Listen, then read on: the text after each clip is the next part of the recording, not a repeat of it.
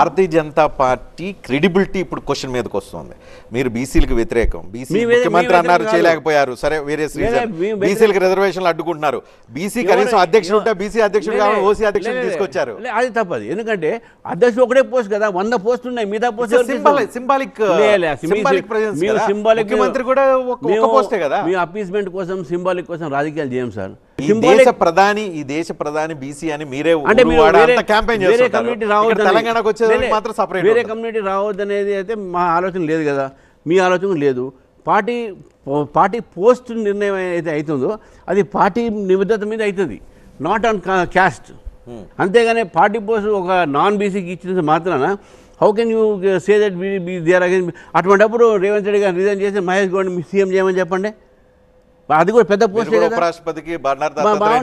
చెప్పాను కదా, నేను ఇప్పుడు కూడా చెప్తున్నాను కదా, రేవంత్ రెడ్డి గారు అంత ప్రేమ వాళ్ళ బీసీల మీద ఉండుంటే let them resign, Ponnam Prabhakar చేయమని చెప్పండి, లేదు మహేష్ గౌడ్ చెప్పండి. అంటే దిస్ ఇస్ నాట్ సో.